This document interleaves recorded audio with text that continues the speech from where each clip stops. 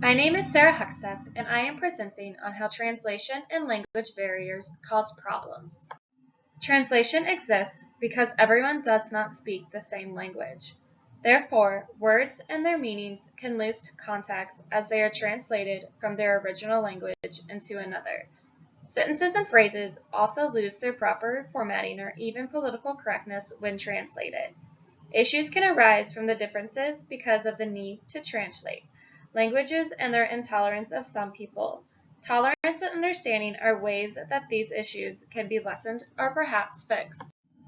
In the first week of class, we read Apter's 20 theses on translation. The three that stuck out the most to me were: nothing is translatable, the translation zone is a war zone, and everything is translatable. These three will be the base for this presentation. Because while everyone probably thinks every little thing can be translated, that isn't necessarily true. Translation can be the war zone because of the difficulty moving from one language to another and the barriers that one must be crossed to do so. Translation is defined as the process of translating words or text from one language into another. Translation is a technical task that requires hands-on skills. Translators must possess strong commands over syntax, phraseology, and etymology of words to effectively translate them into their true meaning. Here are some common translating mistakes. Doing translation by verbatim, or word for word. Not understanding the different syntax rules for the different languages, such as English and Arabic have different syntaxes, which make it difficult for them to be translated into the other. Over or under exaggerating the meaning of words. Using the wrong words or the vocabulary in the wrong context. There are certain words, like the Holy Grail in the English language, that cannot be adequately translated into another language. Translators also need to know the difference and difficulty of understanding the masculine and feminine nouns of languages. Like the moon is considered masculine in the English language, while it's considered feminine in the Spanish language. Not translating in an appropriate style also affects the translation of the words. Some translators might not fully understand the aspects of styling scripts. It is also important to match the tone and style when translating.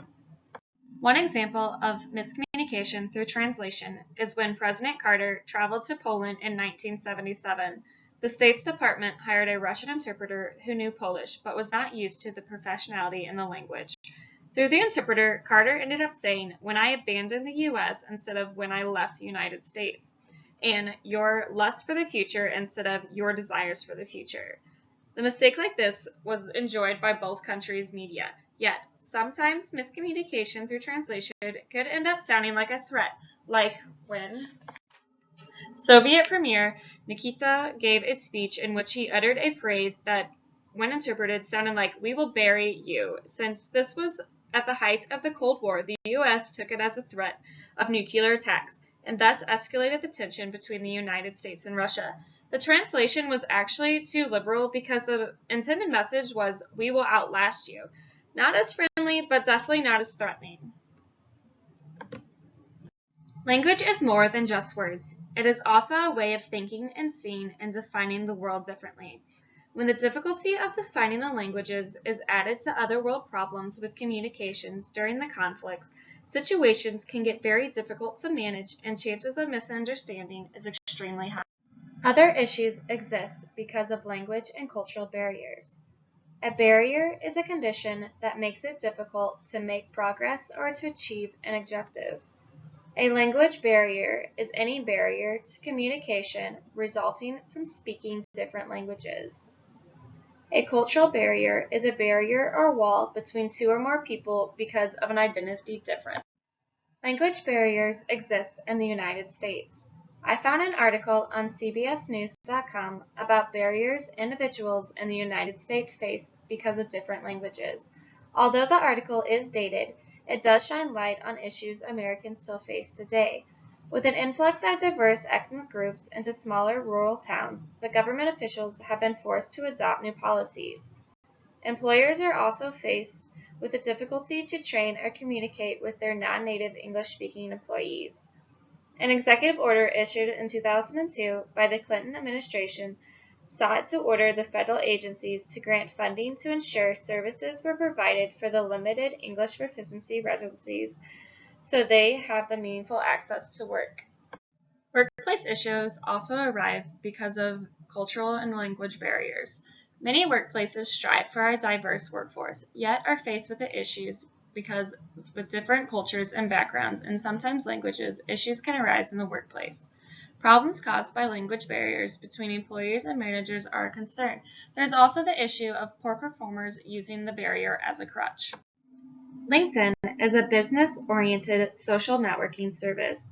They actually have some tips on how to lower barriers in a diverse workforce on their website. They are: translate all relevant documents into the primary language of your employees.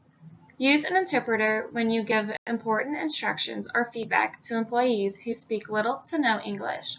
Provide language classes or offer information to those who wish to better understand or learn the predominant workforce language.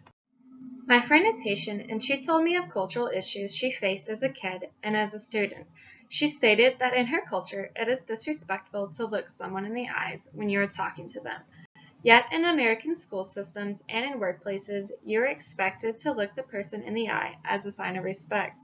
That is one small example of cultural differences that exist in the world. There are many others, like hand gestures and greetings meaning something else in another part of the world. Some solutions or ways to lower the barriers in the workplace, life, and throughout the world are: pay attention to customs, be aware of cultural differences, be tolerant of others' beliefs even if it contradicts yours, make an effort to understand or perhaps learn the basics of other languages or cultures. Inclusion, not exclusion. Reach out to others. You can both learn something from each other. Breaking through barriers takes time and effort. Certain issues or lessons have to be learned the hard way. Just make sure you learn from the hard way or mistakes so you too can help lower barriers.